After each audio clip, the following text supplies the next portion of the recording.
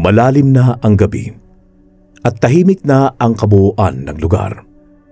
Sa pinakadulo, may isang kubo at dito nakatira si Lolo Dencio, isang matandang manghihilot at tagapagsalaysay ng mga sinaunang alamat. Kasama niya sa bahay ang kanyang apo, isang batang lalaki na si Arky. 7 taong gulang lamang ito, ngunit matalas ang pag-iisip at parang may kakaibang koneksyon sa kalikasan. Madalas ay inaabot siya ng umaga sa paglalaro sa gubat sa likod ng bahay nila, kahit ilang ulit ng pinagbawalan ni Lolo Dencio. Isang gabi, habang nagpapahinga si Lolo Dencio sa duyan, lumapit si Arky, dala ang isang makintab na bato. Parang may kumikislap na bughaw na liwanag sa loob nito. Lolo, nakita ko po ito malapit sa ilog. Bigla na lang pong lumitaw sa tabi ng bato. Muling umupo si Lolo Dencio at tinignan ang bato. Nanlaki ang kanyang mata. Apo, hindi ito basta-bastang bato. Isa itong mutya. Hinaplos niya ang makintab na ibabaw nito at sa isang iglap, isang malamig na hangin ang dumaan sa loob ng kubo. Napakapit si Arky sa kanyang lolo. Ito ang mutya ng alimokon. Ayon sa alamat, ito daw ang gabay ng mga nawawala sa landas, tagapagturo sa madilim na daan.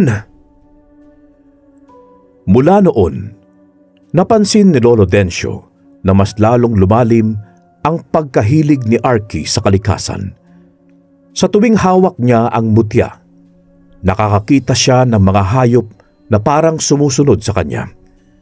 Minsan ay may isang uwak na paulit-ulit na lumilipad pabalik sa gubat at parang inaanyayahan siya.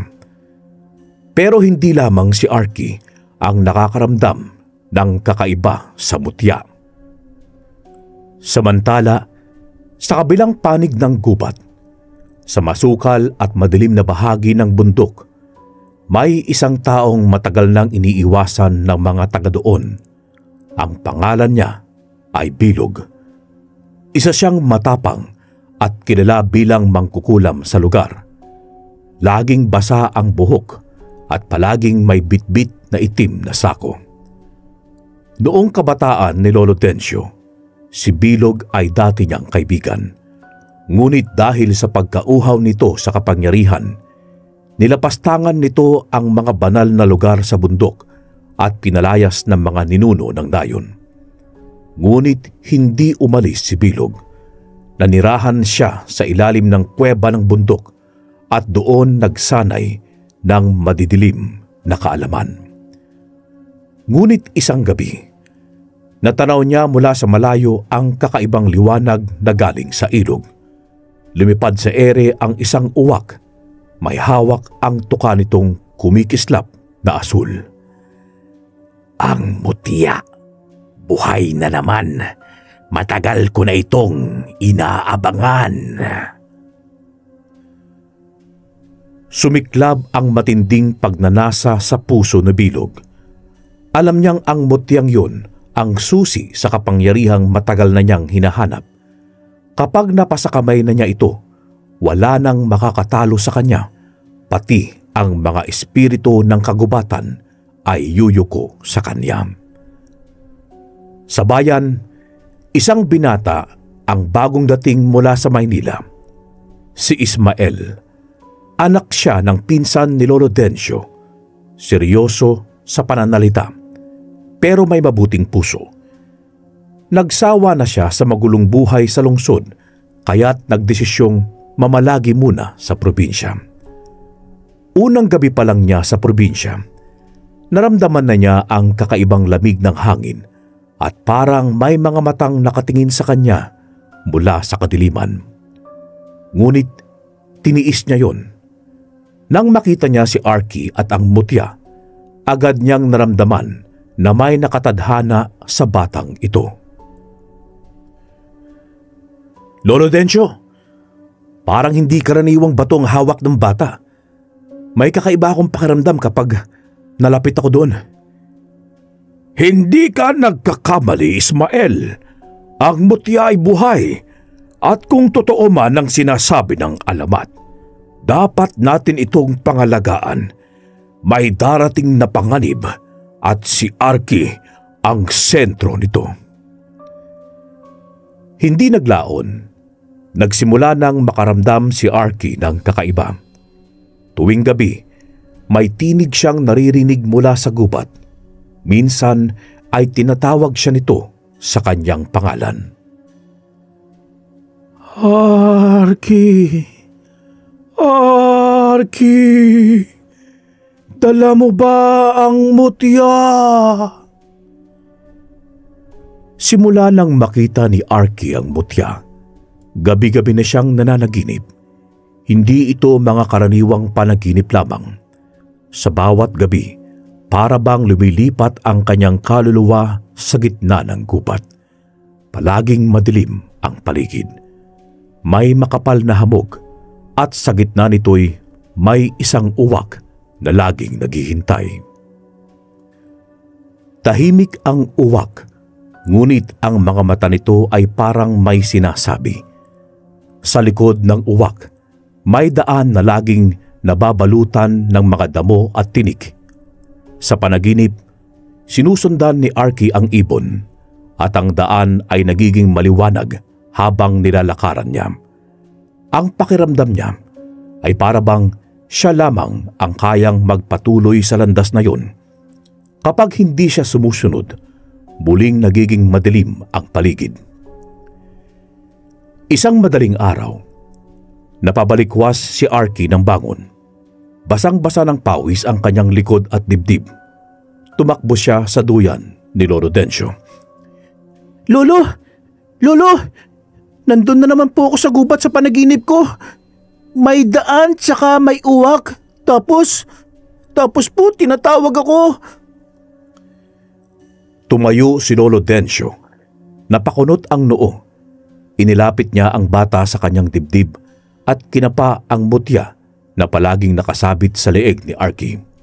Mainit ito, tila may sariling buhay.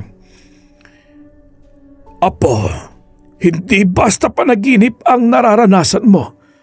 Ipinapakita sa iyo ng mutya ang dapat mong makita. Ikaw ang napili.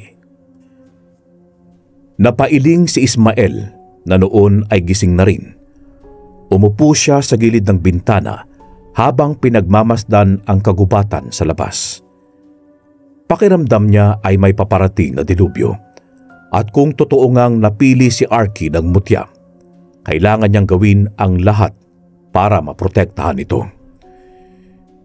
Ano bang mangyayari kung makuha ni Bilog ang mutya, Lolo? Tumitig si Lolo Dencio sa malayo. Kapag napasa kamay ng taong may masamang hangarin sa mutya, mawawala ang balanse ng kalikasan. Ang mga hayop ay mababaliw, ang ulan ay titikil, at ang daan ng liwanag ay mawawala. Tahimik lang si Arky habang pinapakinggan ang usapan. Alam niyang sa murang edad, mahirap intindihin ang mga ganitong bagay. Pero may bahagi sa kanya na parang nauunawaan ang lahat. Para bang matagal na siyang bahagi ng kwento, kahit hindi pa siya isinisilang. Sa kabilang dako ng kagubatan, si Bilog ay abala sa kanyang madilim na ritual. Sa loob ng kuweba, may apoy na kulay lila na nagliliyab. Nakaupo siya sa gitna ng mga durog na buto ng hayop at sa kanyang harapan ay isang lumang aklat na yari sa balat ng ahas. Sa pagbigkas niya ng mga salita sa sinaunang wika, unti-unting lumitaw sa apoy ang imahe ng mutya. Makikita rin sa apoy ang mukha ni Arky at ang uwak na tila tagapagtanggol ng bata. Hindi na kayo makakatakas. Kay tagal ko kayong hinanap at ngayong nakita ko na kayo, kukunin ko ang nararapat sa akin. Sa mahabang panahon, nagsimulang gumapang pababa ng bundok ang malamig na usok. Ang mga ibon ay umalis sa kanilang mga pugad.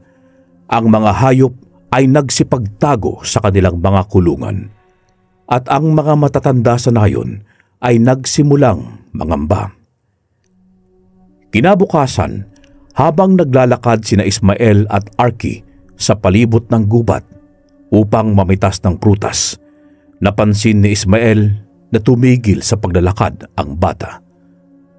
"Oh, bakit ka huminto, Arky?" Naririnig ko sila, kuya. Yung mga puno, nagsasalita. Napalingon si Ismael sa paligid. Tahimik naman ang gubat, ngunit may kakaibang pakiramdam sa hangin. Para bang may mata sa bawat puno, sa bawat anino. "Bumalik na tayo sa bahay. Delikado dito." Ngunit bago pa sila makagalaw, isang malakas na hangin ang dumaan. Ang mga dahon ay nagsitilapon at ang mga sanga ay nagsayawan sa ere. Kasabay nito ang isang ungol mula sa malalim na bahagi ng gubat. Isa itong tinig na hindi likha ng tao o hayop. Nandito na siya. "Sino?" Si Bilog. Napakapit si Ismael kay Arky at agad silang tumakbo pabalik sa bahay ni Lolo Tencio. Sa daan, nakita nila ang isang uwak na lumilipad sa paligid nila, parang gumagabay sa kanilang paglalakad. Sa bahay, sinalubong sila ni Lolo Tencio na may dalang bote ng langis at isang dahon ng saging na may sulat sa sinaunang paypayin.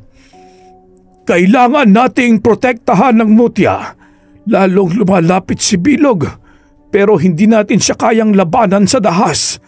Dapat ay landas ang gamitin, hindi armas. Landas? May lihim sa kagubatan, isang daan na hindi nakikita ng mata, pero ng puso. At si Arky lamang ang makakakita nito sa tulong ng mutya. Sa huling bahagi ng gabi, habang nakahiga si Arky, muling bumalik sa kanya ang panaginip. Ngunit ngayon, hindi lang siya ang nasa panaginip. Kasama na rin niya sina Lolo Tencio at Ismael. Sa kanilang harapan ay isang mataas na punong may pintuan sa katawan. Mula sa likod ng puno, lumitaw ang isang matandang babae. Ang kanyang buhok ay puti at ang kanyang mata ay kulay pilak. Ikaw ang tagapili ng landas, Arky. Pero hindi ka nag-iisa. Sa puso mo, dala mo ang liwanag at sa tabi mo, may mga gabay. Sabay silip ng mutya sa leeg ni Arky na ngayon mas maliwanag pa kaysa dati. Ang bato ay hindi na lamang basta bato. Isa na itong buhay na bahagi ng kanyang pagkatao. Pagkagising niya, alam niyang hindi na siya basta bata lang. Isa na siyang tagapagturo ng landas. Hindi matahimik ang mga gabi sa nayon mula nang magsimulang magliwanag ang mutya. Ang mga tao'y nakakaramdam ng kilabot kahit wala namang malinaw na dahilan. Ang mga aso ay hindi tumitigil sa pagtahol tuwing hating gabi. Si Arky naman ay lalo lamang naging tahimik. Sa murang edad niya ay parang bumigat ang kanyang mga mata at katawan. Gusto niyang maglaro gaya ng dati, pero tuwing susubukan niyang umalis sa tabi ng mutya, sumasakit ang kanyang dibdib, para bang may pumipigil. Buwan ng Hunyo yun at gabi na. Mabigat ang ulap na parang nagbabadya ng ulan, pero wala namang pumapatak. Sa gitna ng dilim, may isang tunog na paulit-ulit na sumasabay sa hangin, parang gasgas ng kuko sa tabla. matinis at nakakapanindig balahibo. Sa kubo ni Lolo Dencio nakaupo sina Ismael at Arky sa harap ng maliit na altar na may kandila, asin at piraso ng balat ng ahas na ginamit noon sa mga lumang ritual sa kagubatan. Hindi ako mapakali, Lolo. Para bang may nagmamasid sa atin. May nagmamasid nga, Ismael. Hindi lang isa. Marami sila at si Bilog ang nagpapadala sa kanila. Mula sa bukas na bintana, pumasok ang isang malamig na simoy ng hangin. Kasabay nito, may anino na dumaang mabilis sa bubong. Tumunog ang pawid, sumayaw ang apoy sa kandila at biglang namatay ang ilaw. Lolo, may mata sa labas!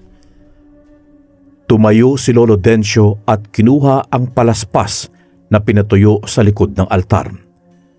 Binuksan niya ang pinto ng kubo at sa liwanag ng buwan, nakita nila ang mga matang sinasabi ni Arky. Hindi ito basta hayop.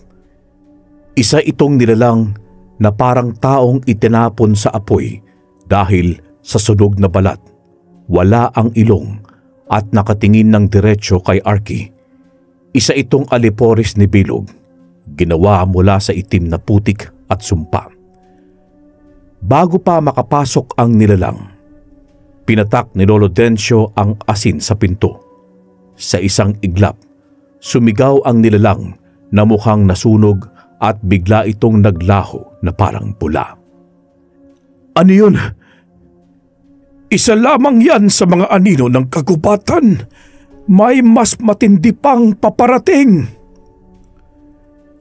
Sa kuweba ng bundok Alapaap, si Bilog ay nakahubad ang itaas na katawan. Tinadtad na mga lumang simbolo ang kanyang balat, gamit ang itim na langis. Nakapalibot sa kanya ang 7 uwak at lahat ay wala ng mata. Ginamit niya ang mga ito bilang mata sa bawat sulok ng kagubatan. Sa kanyang harapan ay may itim na mangkok, puno ng dugo ng kambing at mga itim na bato. Binubulong niya ang mga pangalan ng mga sinaunang kalaban habang ang apoy sa paligid niya ay nagiging lila. Taglay ng patong yun ang landas na magbubukas ng pintuan. Sa oras na mawala ang kanyang liwanag, akin na ang daan at ang daigdig. Kinabukasan, napagdesisyonan nila Lolo Dencio, Ismael at Arky na lumikas muna sa bahay at tumuloy sa sagradong bahagi ng gubat, isang lihim na lugar sa ilalim ng punong tiyaga. Isa itong sinaunang punong kahoy na sinasabing pinanganganakan ng liwanag ng kagubatan. Tanging ang may pusong malinis lamang ang makakalapit dito. Sa kanilang paglalakad, pansin nila na walang ibon ang umaawit. Ang mga sanga ay parang may mga mata at ang mga ugat ng lupa ay umuuga na parang gumagapang. Hindi normal ang gubat ngayon. Para bang buhay ito pero galit. Oo, galit ito sa kasamaan. Hindi lang tayo ang gumagalaw sa lugar na ito. Bigla silang huminto. Sa kanilang harapan, lumitaw ang isang nilalang na mahaba ang liig. Sobrang payat at may mapupulang mata. Isa itong tagabantay ni Bilog at sa liig nito'y may tanikala ng mga buto. Hindi kami natatakot sa iyo! Tumitig ang nilalang kay Arky. Sa halip na sumugod, ito'y unti-unting umatras at nawala sa likod ng mga puno. Pagdating nila sa punong tiyaga, parang nawala ang bigat sa hangin. Sa paligid ng punong ito ay may bilog na damo at may liwanag sa mga ugat. Doon pinatong ni Lolo Dencio ang mutya sa lupa at agad itong lumiwanag. Si Arky ang susi. Siya ang makakapagturo Pero ang dilim ay lalapit sa gabi ng walang buwan, kaya mag-ingat kayo. Napalingon si Ismael sa langit. Sa kalendaryo, bukas na ang bagong buwan, gabi ng lubos na kadiliman. Lolo, kailangan nating ihanda ang lahat. Darating na si Bilog. At dapat natin siyang salubungin sa liwanag. Hindi dapat tayo matakot. Sa sumunod na gabi, habang ang buong nayon ay tahimik at walang buwan ang langit, muling gumapang ang itim na usok mula sa bundok. Isa-isang namatay ang ilaw sa mga bawat bahay. Tumahimik ang hangin at ang mga kuliglig, at mula sa kagubatan ay lumitaw ang daan ng kadiliman. Sa gitna ng gubat, nakatayo si Bilog. May hawak siyang tungkod na yari sa buto ng tao. Sa kanyang likod ay daan-daang nilalang na nilikha sa panaginip. Itim, sunog, walang mata, lahat ay gutom sa liwanag. Sa malayo, hawak ni Arky ang mutya, at nasa kanyang likod sina Ismael at Lolo Dencio. Huwag kang bibitiw sa mutya, kahit anong makita mo, kahit anong marinig mo. Akong bahala sa inyo. Walang makakalapit kay Arky.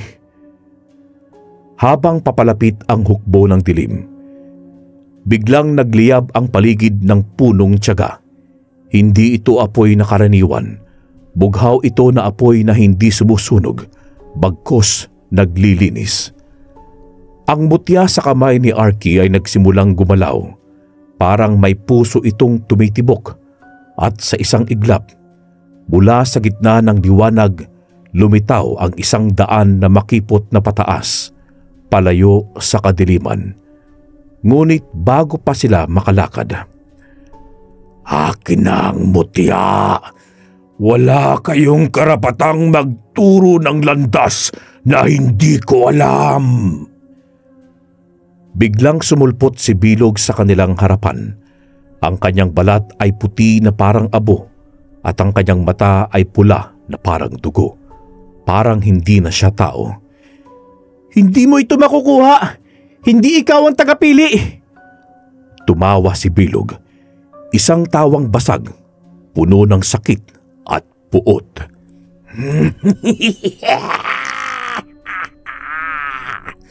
Kung hindi mo makukuha ang mutya, wawasakin ko ang landas.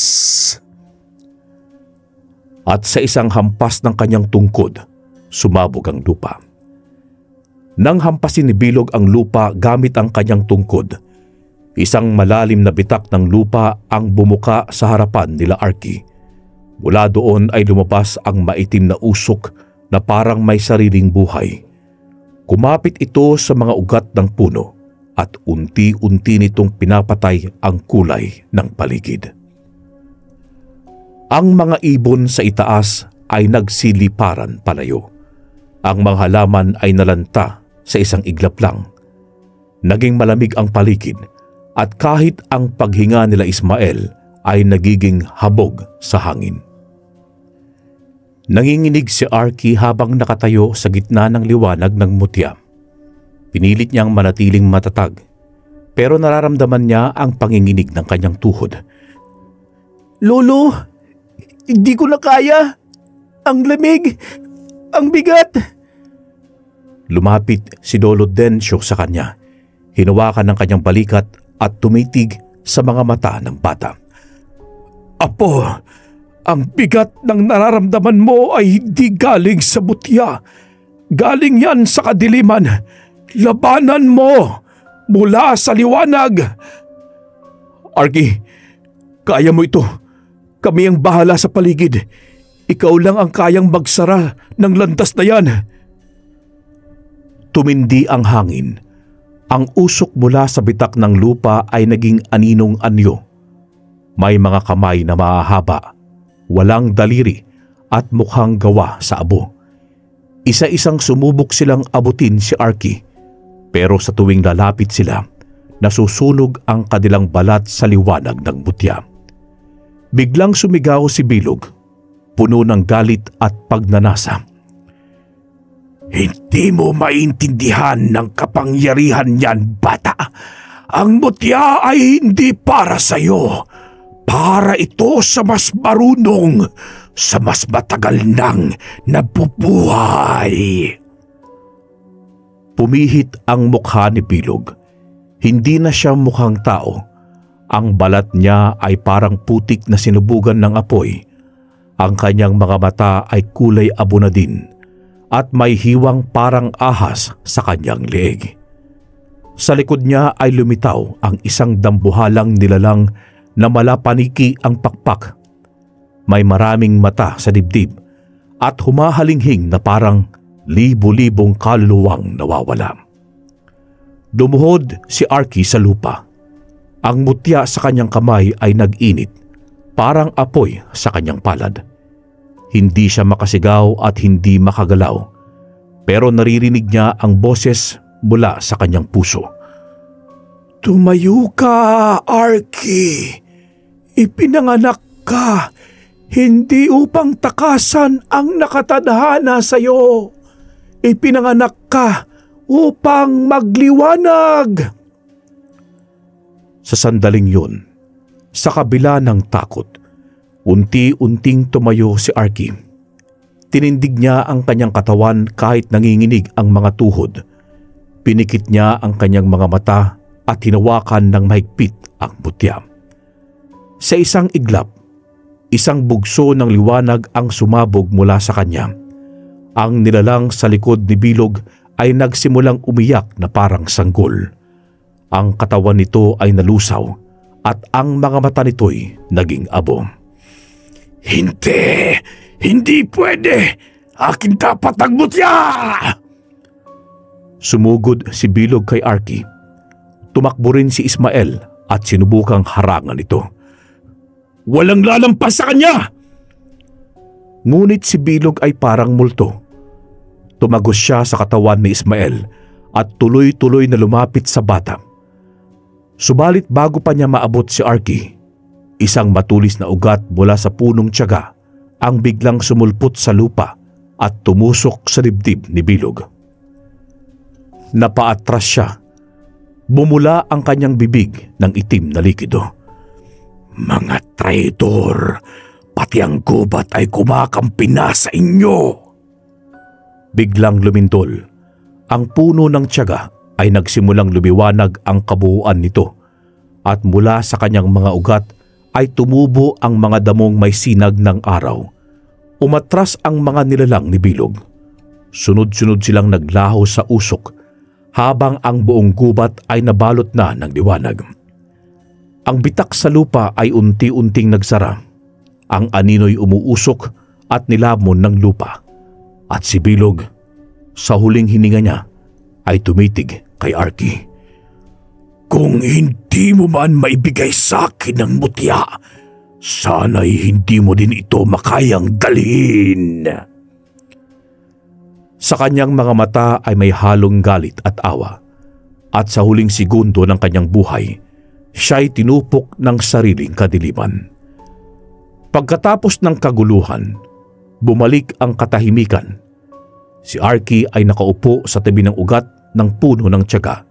Hawak pa din ng mutya. Dumugo ang kanyang ilong at napansin ni Ismael na namumutla na ang bata. Lolo, hindi siya gumagalaw. Lumapit si Lolo Dencio at hinaplos ang noo ni Arky. Mainit ito pero buhay. Ang mutya sa kanyang dibdib ay dumikit na sa kanyang balat. Para bang naging bahagi na ng kanyang pagkatao. Naging isa na sila. Anong ibig mong sabihin, Lolo? Si Arky na ang bagong tagapagturo ng landas.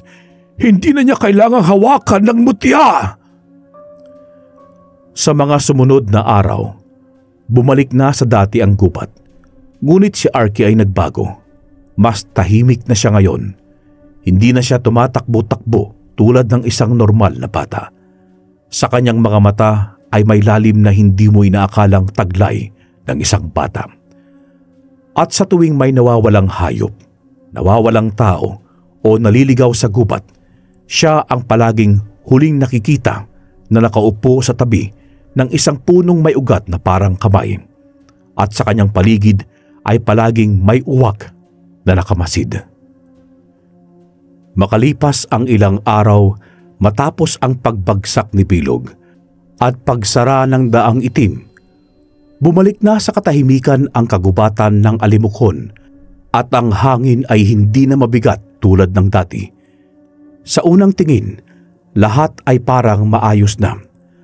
Ngunit sa ilalim ng payapang tanawin, may gumagapang na kaluluwa na hindi nakikita ng mata. Si Arky ay nanatili sa piling ni Lolo Dencio at Ismael. Ngunit napansin ni Ismael na hindi na katulad ng dati ang bata. Hindi na siya yung dating masayahing bata. Tahimik na lang palagi si Arky. Palaging nakaupo sa ilalim ng puno, nakatitig sa kawalan. Ang mga uwak ay hindi na din lumalapit sa kanya. Ang mutya ay nananatiling nakabaon sa kanyang dibdib na parang naging bahagi na ng kanyang katawan. Minsan, habang naglalakad si Ismael papunta sa kubo, napansin niyang bukas ang pinto ng bahay. Sumilip siya sa loob at nakita niyang si Arky ay nakatayo sa gitna ng silid, nakatalikod habang naguguhit sa sahig gamit ang uling. Nilapitan niya ito ng dahan-dahan.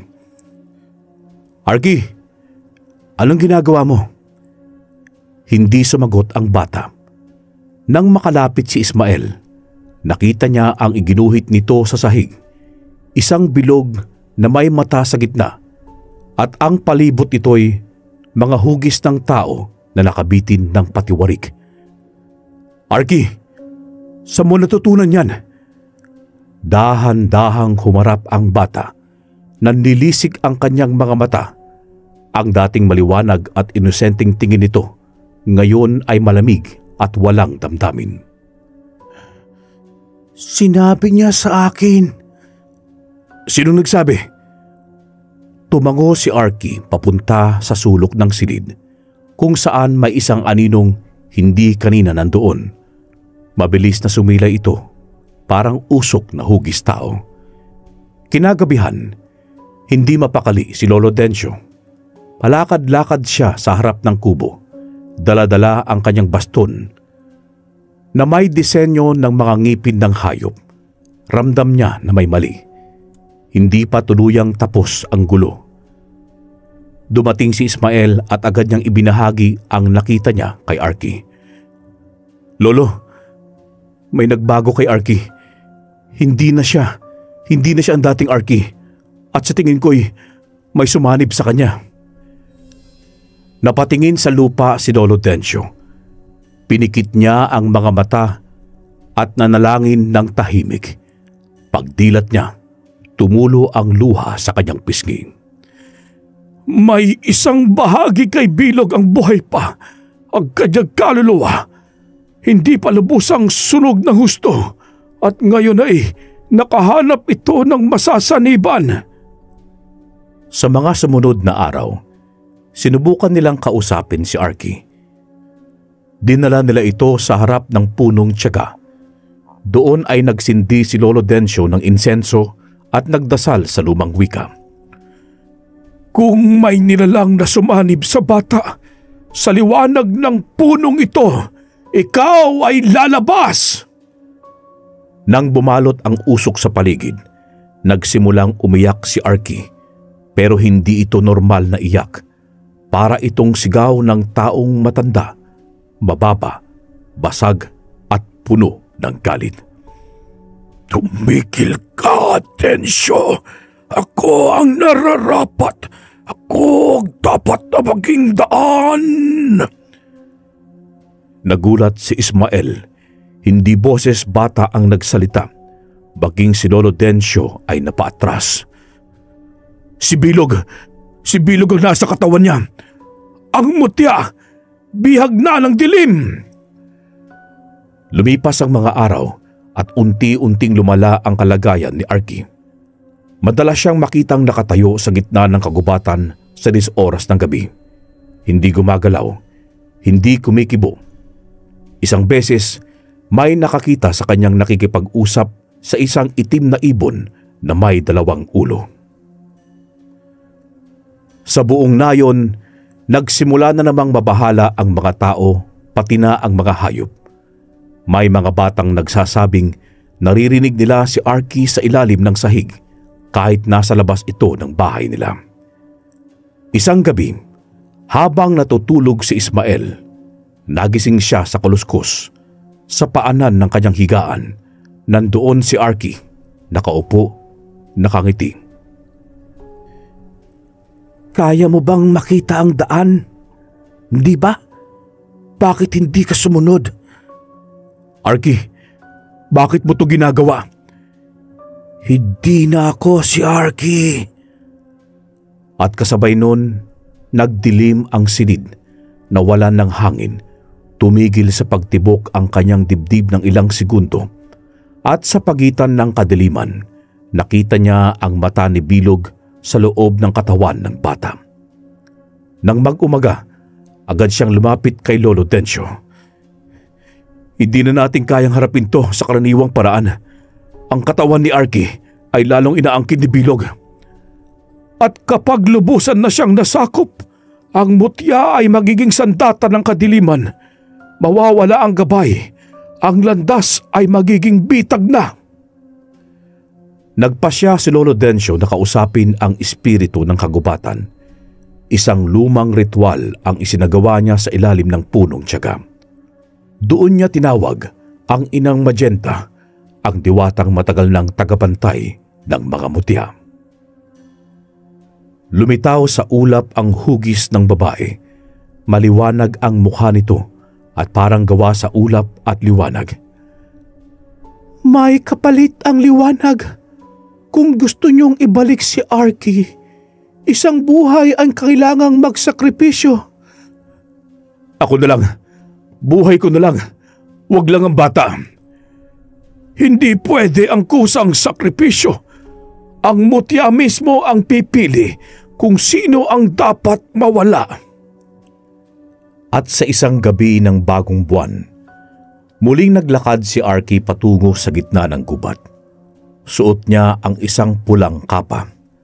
Ang kanyang mga mata ay walang kinang.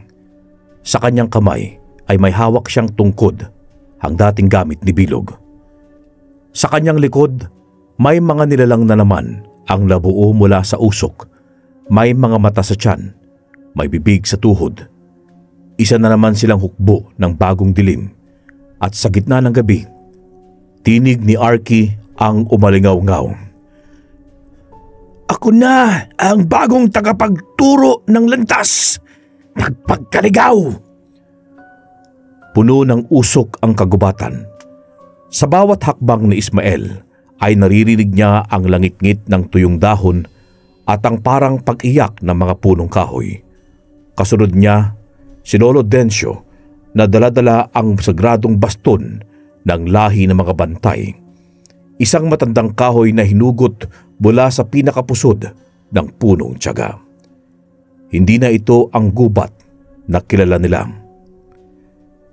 Ang mga halaman ay nagkaroon ng mga mata, pati na din ang mga sanga ay naging daliri, at sa bawat lilim ng puno ay may aninong sumisilip. Binabantayan sila. Sa ere, lumilipad ang mga uwak na wala ng mga mata, at ang kanilang huni ay parang iyak ng mga kaluluwa. Habang naglalakbay sila sa gubat, naririnig na nila ang tinig ni Arky. Pero hindi ito tinig ng isang bata. Isa itong boses na parang isang bulto. Huli na kayong dumating. Ang liwanag ng daan ay pinatay ko na ng tuluyan at ako na ang gabay ng kalituhan. Sa gitna ng isang burol, doon nila siya nakita. Nakaupo si Arky sa gitna ng isang bilog na lupa na tuyo at sunog.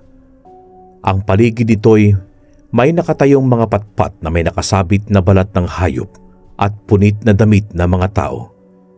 Sa kanyang likod, nakatayo pa din naman ang punong tiyaga, ngunit ngayon ay patay na ito at kulay abo na, halatang galing pa sa pagkasunog. Ang mutya ay nakabaon pa rin sa dibdib ng bata, pero wala na itong liwanag katulad ng dati. Itim na ito, parang bato ng bulkan, at sa bawat pintig nito'y lumalabas ang maitim na usok mula sa katawan ng bata. Nakatitig si Lolo Dencio sa kanya, habang si Ismael ay naghahanda ng pana na gawa sa ngipin ng asong gubat, ibinabad sa langis ng kasoy at asin. Apo, kung naririnig mo pa ako, labanan mo ang kadiliman sa loob mo. Tumawa si Arky, isang tawang hindi naman niya boses. Wala na si Arky. Ako na ang nakatira sa batang ito. Ako na ang bagong tagapagturo at ituturo ko ang landas patungo sa pagkalimot. Tumindig siya at kasabay ng kanyang paglakad ay gumalaw ang lupa. Mula sa ilalim nito'y lumabas ang mga nilalang ng usok na mahahaba ang katawan. May mga bunganga sa dibdib at mga mata ay nasa gilid ng ulo. Isa-isa itong lumapit sa paligid ni na Lolo Dencio at Ismael at pinalilibutan sila. Lolo, kung hindi na natin kayang kausapin si Arky, kailangan natin siyang alisin sa katawan niya. Hindi natin siya papatayin, pero may isang ritual, isang paraan upang mabawi ang mutya. Itinaas ni Lolo Dencio ang kanyang baston at tumayo sa gitna ng bilog na tuyong lupa. Mabilis siyang nagsimula ng orasyon. Ang lupa ay kumulog at ang langit ay kumidlat. Sa bawat bigkas niya ng lumang wika, ang mga nilalang sa paligid ay nagsisisigaw na parang nasasaktan. Ang kanilang anyo ay unti-unting naglalaho para bang natutunaw. Ngunit si Arky ay lalong lumalakas. Naglakad siya papalapit at ang bawat yapak niya ay nagiging abo ang lupa. Tumigil ka! Hindi mo ko mapapalayas! Hinagis ni Ismael ang pana na yari sa ngipin. Tumama ito sa balikat ni Arky. Biglang napaatras ang bata. Sumigaw siya sa sakit, pero lumitaw mula sa loob ng kanyang katawan ang imahe ni Bilog. Isang aninong matangkad na nakatingin kay Lolo Dencio. Kasalanan mo lahat ng ito, Dencio. Sa tagal ng panahon, itinapon mo ako.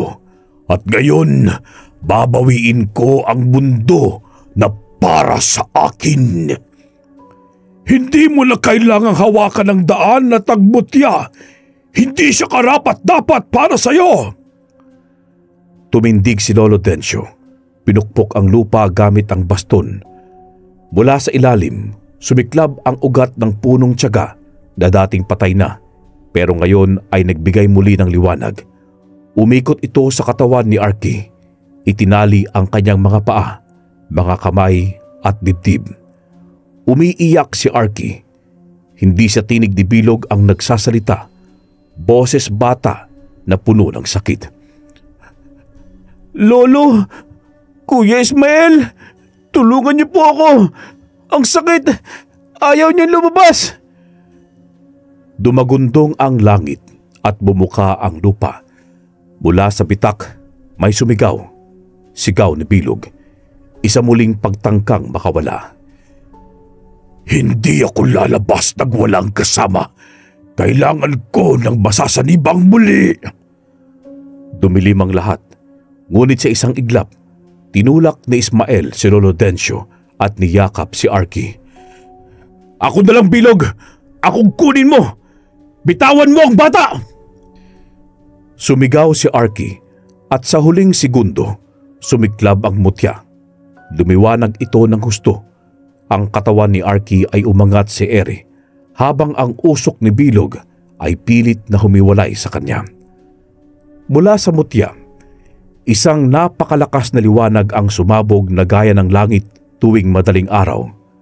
Nang humupa ang liwanag, bumagsak si Ismael sa lupa walang malay. Si Arky ay nakaluhod, umiiyak. Ang mutya ay nahulog mula sa kanyang dibdib, naging abo at tuluyang naglaho. Wala na si Bilog. Muling lumitaw ang anyo ng punong tiyaga sa huling pagkakataon na buhay at puno ng liwanag. Tumango ito kay Arky na parang tanda ng pagsisimula ng bagong yugto. Tapos na ang gabi ng dilubyo, pero ang landas kailanman ay hindi basta-basta magiging madali. Kahit tapos na ang labanan sa burol, nararamdaman pa din ni na Lolo Dencio na hindi pa ito ang wakas. Ang hangin ay parang may ibinubulong. Si Ismael ay hindi pa din nagigising.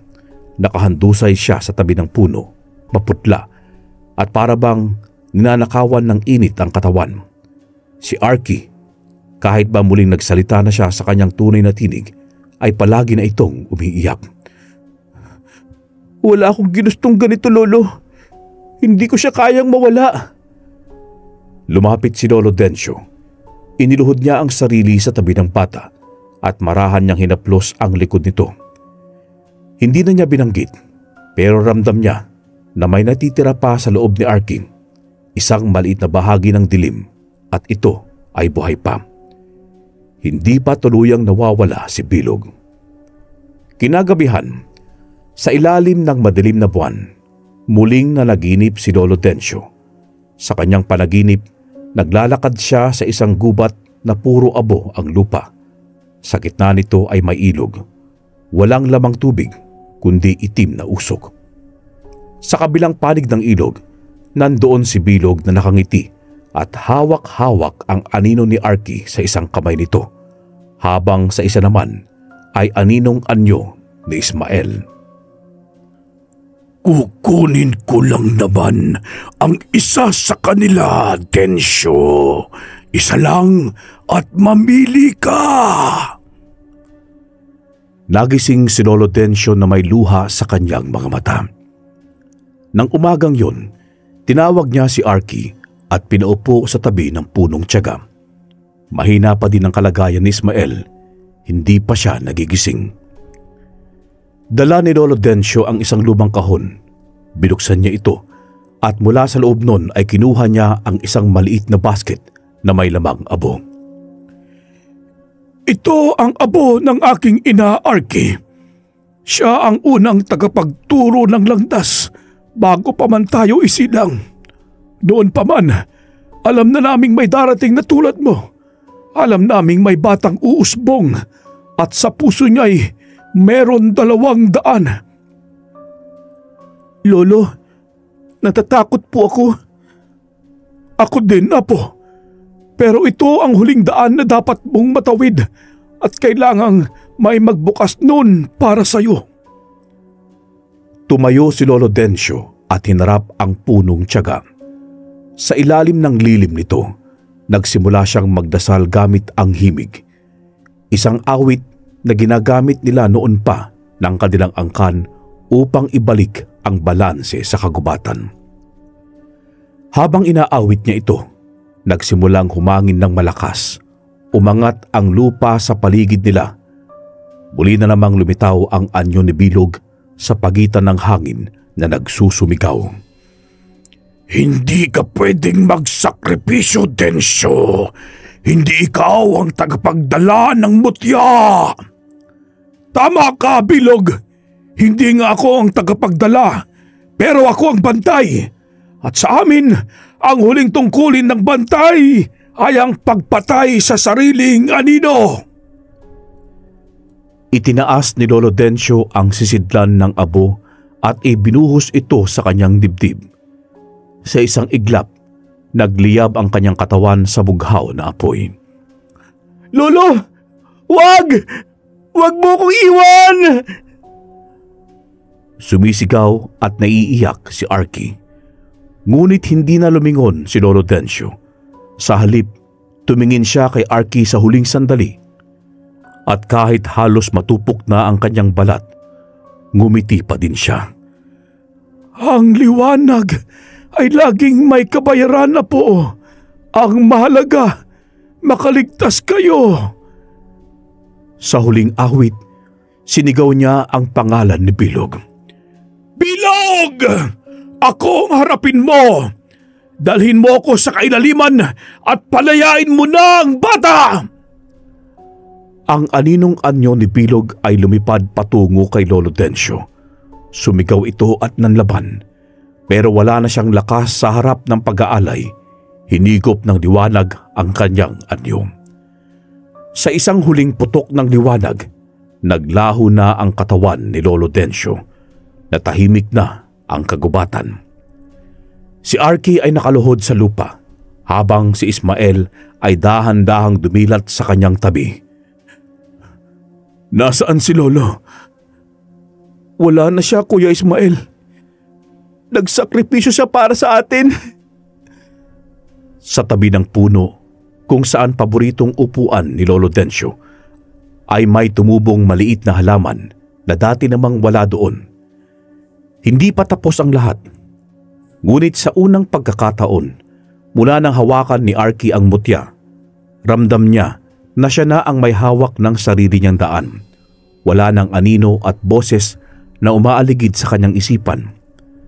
Pero sa kanyang panaginip kinagabihan, may isang tanong na bumulong galing sa hangin. Ang sakripisyo ba ng isa ay sapat na para iligtas ang lahat? Tanging ang huni ng malalayong uwak ang naririnig sa itaas na mga puno ng alimokon.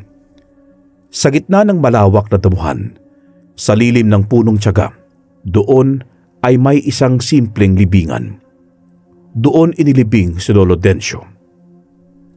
Dama ang bigat ng pagdadalamhati ni Ismael na tahimik na nakaupo sa gilid ng puntod, habang si Arky ay nakaupo sa damuhan, nakatitig lang sa krus. Nakadungaw ang bata. Hawak ang isang sanga na kinuha niya mula sa punong tiyaga. Ito ang sanga kung saan isinabit ni Lolo Dencio ang huling mutya bago ito nawala.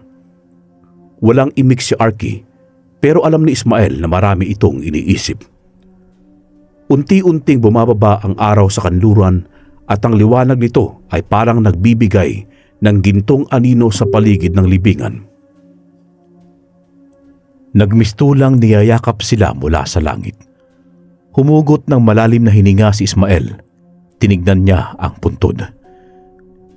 Lolo, tapos na ang laban mo.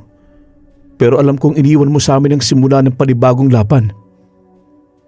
Napatingin siya kay Arky, na ngayon ay tahimik pa rin nakayuko. Lumapit siya dito at naupo sa tabi ng bata. Inabot niya ang balikat ni Arky at pinisil ito ng marahan.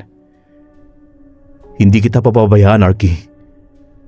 Nag-angat ng tingin si Arky. Mapula pa ang mga mata nito sa kakaiyak. Ngayon lang niya muling tinignan ng diretso si Ismael simula nang mawala si Lolo Dencio. Paano kung bumalik pa siya? Hindi na makakabalik yon. Kasama na siya ng nasa taas.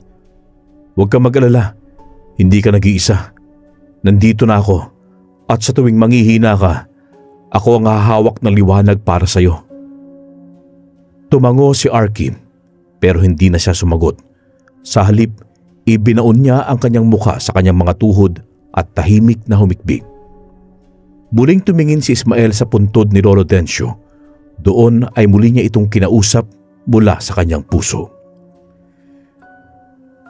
Ikaw ang tumayong ama sa akin. Ikaw lang din ang unang naniwala kay Arky.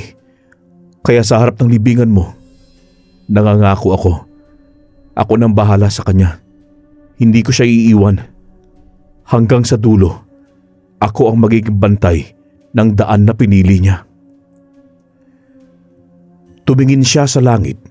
Sa gitna ng liwanag ng dapit hapon, may isang uwak na lumipad paikot sa ibabaw ng punong tiyaga. Senyales na parang may nakikinig. O baka pa nga, si Lolo Dencio yun, mismo ang nakasilip. Nakabantay pa din kahit wala na siya. Pagkalipas ng ilang sandali, tumayo si Arky. Pinagpag niya ang kanyang mga tuhod at tumingin sa paligid. Gusto ko pong magturo. Nagulat si Ismael. Hindi niya inaasahang maririnig ito sa mismong bibig ni Arky. Magturo? Tumango si Arky na may liwanag sa kanyang mga mata. Gusto kong ituro kung saan ligtas dumaan sa gubat. Gusto kong turuan ang mga bata para hindi na sila maligaw. Para wala na pong mabibiktima pa ang kadiliman. Ngumiti si Ismael at marahang tumayo. Hinawakan niya sa balikat ang bata at tumango.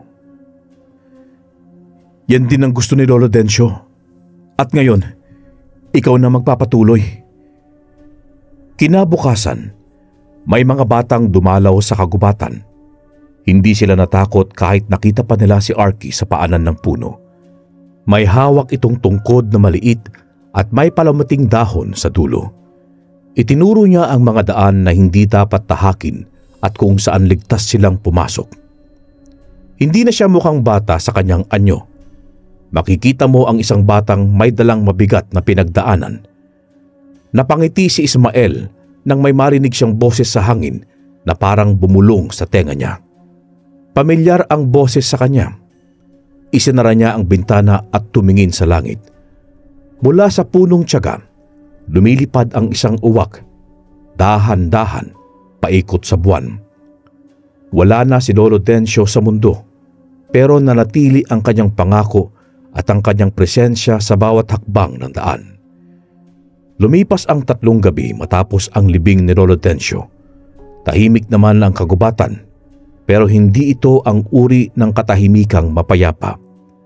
May bumabalot ng pakiramdam na may mga matang nakasilip mula sa kadiliman. Nararamdaman ni Ismael na may kakaibang presensya. Isang gabi, habang binabantayan niya si Arky na natutulog sa kubo, may narinig siyang pagkaluskos sa labas. Dahan-dahan siyang lumabas. Tangan ang itak na ginamit niya noong laban nila kay Bilog. Wala naman siyang nakita. Ngunit nang lumingon siya sa punong tiyaga, may nakaukit sa sanga nito na mga bagong simbolo, katulad ng mga hugis mata, bilog at linyang paikot. Wala naman yon doon kahapon, at kahit hindi na siya pamilyar sa mga sinaunang ukit, alam niyang babalayon. Kinabukasan, pinuntahan niya si Arky sa paanan ng gubat. May hawak itong lumang papel mula sa loob ng baul ni Lolo Dencio. Marahan itong nagsalita habang pinapakita kay Ismael ang isang guhit. Kuya Ismael, ito po yung sinasabi ni Lolo dati. Yung hindi niya naikwento hanggang sa dulo. Napatingin si Ismael sa papel. Isa itong mapa ng kagubatan, pero sa gitna ay may bilog na hindi pa nila napupuntahan. Nakalagay sa gilid ang salitang bato ng pinagmulan. Ano ito? Ito daw po ang pinanggalingan ng unang mutya. At dito din daw po isinilang si Bilog. Hindi nag-aksaya ng oras si Ismael. Kinagabihan, dinala niya si Arky patungo sa lugar na nasa mapa. Mahaba ang kanilang naging paglalakbay at madulas ang daan. Ang liwanag ng buwan ay natatakpan ng ulap. Parang ayaw ng kalikasan na makarating sila doon. Pero sa gitna ng makapal na halamanan, natagpuan nila ang isang dambuhalang bato. Kulay abo ito, pero may bahid ng pula. Parang dugo na natuyo sa tagal ng panahon. Sa gitna ng bato ay may uka doon. Parang may dating inilibing o pinakawalan. Tumayo si Arky sa harap nito at biglang natigilan.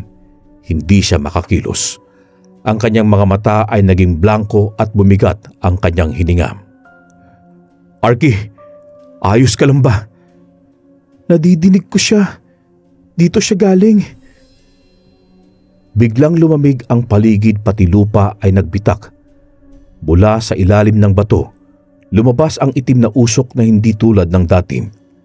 Para itong buhay na nilalang. Umikot ito sa paligid ni na Ismael at Arky.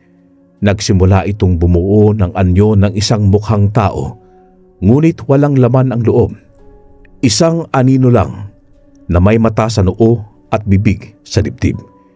Isang matandang tinig ang narinig nila. Akala niyong nawala na ako, pero hindi pa ako buo doon. Nagdilim man ang katawan ko, pero ang ugat ko'y nandito pa rin. Bilog? Hindi ako si Bilog, pero ako ang pinagbulan niya. Ako ang unang anino, ang mutya ay bunga ko. Nang marinig nila ito, biglang lumiwanag ang paligid. Ang mga bituin ay parang umilaw ng sabay-sabay. Ang punong tiyaga na nasa malayo ay nagsindi ng bughaw na apoy sa tuktok nito at nagiba ang ihip ng hangin. Si Arky ay bumagsak sa lupa habang nanginginig. Kuya, may gustong lumabas sa akin. Muling nabuhay ang takot ni Ismael. Akala niya ay tapos na ang laban. Pero ang kaluluwa ni Bilog, kahit tuluyan na nilang winasak, ay may iniwan pa ding ugat. Ang ugat na ito ay isang nilalang na matagal nang tulog sa ilalim ng bato. Tumayo si Ismael, initak ang lupa at hinarap ang anino. Anong kailangan mo sa amin? Bakit ginugulo mo kami? Gusto ko lang mapalaganap muli ang aking kakayahan. Di ako kalaban. Isa akong gabay ng mga nawawala. Ngunit pinili niyong itaboy ako. Kaya ngayon, ako na ang daan. Nagsimulang gumalaw ang bato. Umiikot ito sa sarili nitong bigat. At mula sa gitna ay may sumisibol na panibagong mutya na kulay abo. Pero hindi kasing liwanag ng dati. Tumayo si Arky at lumapit sa bato. Para bang may humihila sa kanya palapit dito. Nanlilisik ang kanyang mga mata. Para siyang isa na namang tagapagdala, pero hindi na ng liwanag. Itinaas ni Ismael ang kanyang kamay. Tinawag ang pangalan ni Lolo Dencio sa hangin. Lolo, kung may natitira pa sa'yo, tulungan mo kami. Biglang lumipad ang isang uwak mula sa punong tiyaga. Bumagsak ito sa tabi ni Arky.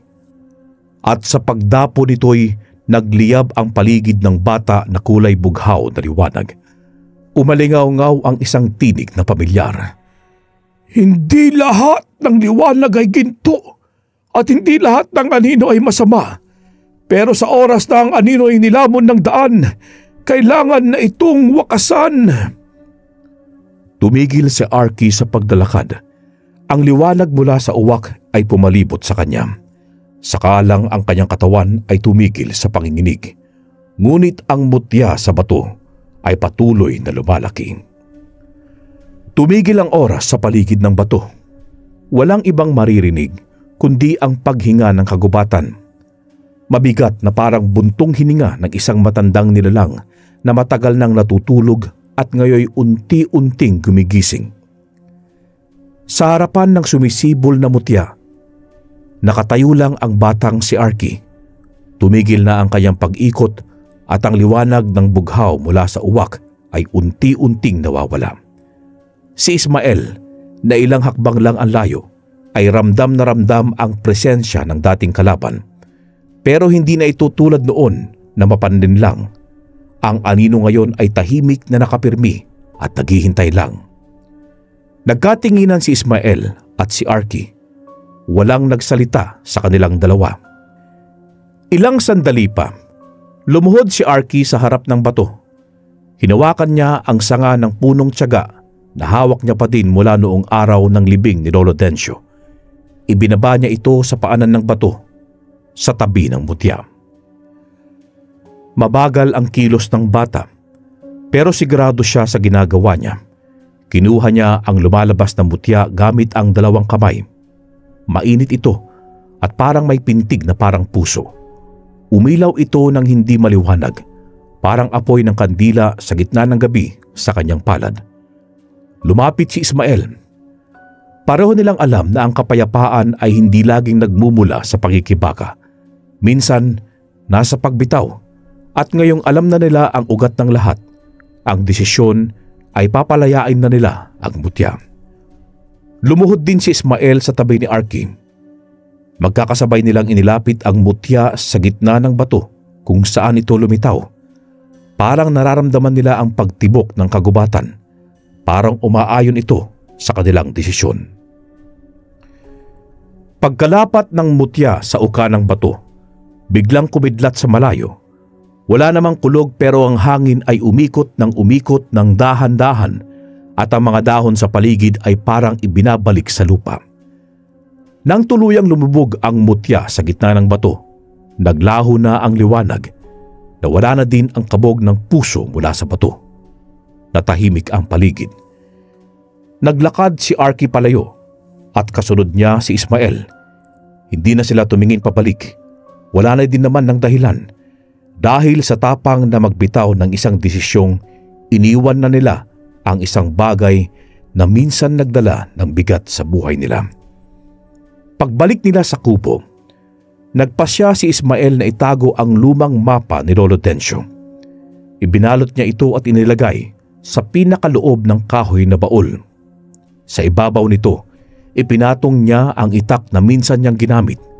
Hindi na niya ito kailangang dalhin sa susunod nilang paglalakbay dahil para sa kanya ay tapos na ang laban. Kinabukasan, nagising si Arky na may ngiti sa labi. Una na doon ay sa maraming taon na wala siyang napanaginipan. Wala nang tinig at anino. Tumayo siya at lumabas ng kubo. Sa labas, tinatawag siya ni Ismael na may dalang bunot at upuan. Abala sa paglilinis ng paligid. Tahimik silang naglinis ng daanan, nag-ayos ng bubong at nagtabas ng damo.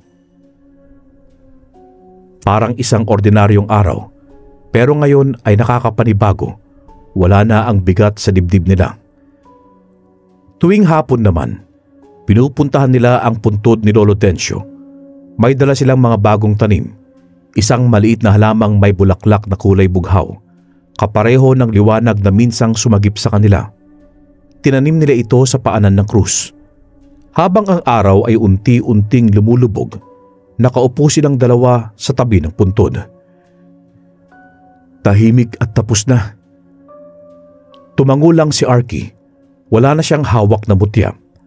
Pero sa loob niya ay nanatili pa din ang liwanag mula sa mismong kanyang loob. Sa kagubatan ng Alimokon, may mga landas pa ding hindi ligtas at may mga nilalang pa ding naliligaw. Ngunit sa puso ng gubat, may dalawang nilalang na hindi kailangan ng gabay. Sila na mismo ang gabay sa pamamagitan ng pangako, ng alaala at ng katahimikan. Ang kagubatan ng Alimokon ay nanatiling tahimik makalipas ang maraming linggo. Hindi na bumalik ang anino. Ang mga nilalang na dati nagtatago tuwing hating gabi ay unti-unti nang nagsilabasan tuwing umaga. Ang mga uwak ay malaya na at muling nakakalipad sa himpapawid. Sa loob ng kubo ni Lolo Dencio, nag-impake si Ismael ng mga gamit. Iniwan niya ang itak ni Lolo Dencio sa ibabaw ng altar. Wala na siyang balak dalhin ito dahil naniniwala siyang hindi na naman niya ito kailangan. Si Arky ay tahimik na nakaupo sa paanan ng kubo. Yakap-yakap ang isang kwaderno. Gamit ang lapis, gumuguhit siya ng isang daan na may mga punong nakapaligid at sa gitna ay may nakatayong uwak sa isang sanga. Hindi man siya marunong gumuhit ng tama, malinaw ang damdaming ibinubuhos niya sa bawat iginuguhit.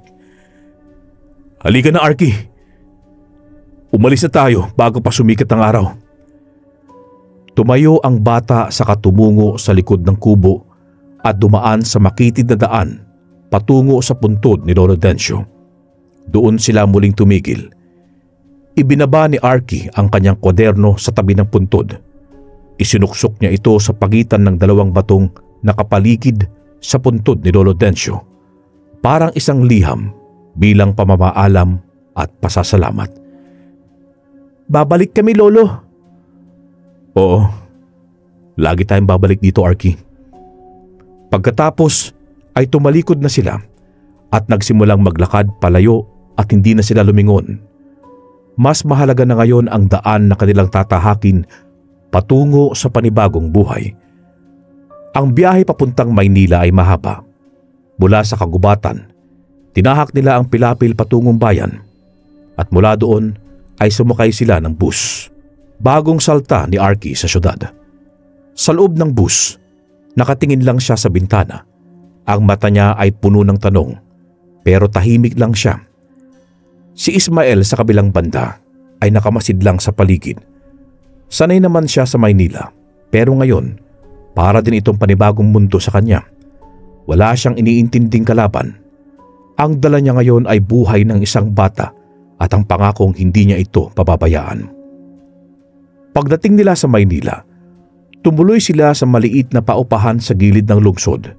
Hindi man magarbo, pero sapat na para sa kanilang dalawa. May kwarto, kusina at paliguan. Doon na sila magsisimulang muli. Naganap agad ng trabaho si Ismael. Nakakuha siya ng posisyon bilang tsuper ng delivery van para sa isang lokal na tindahan. Maayos ang kita, sapat para sa renta, pagkain at matrikula ni Arky. Nakapasok na rin sa eskwelahan si Arky ng linggo ding yun. Nang unang araw na pumasok ang bata, nakasuot ito ng bagong uniforme na bahagyang maluwag pa.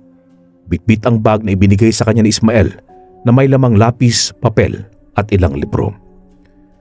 Tahimik sa unang araw si Arky.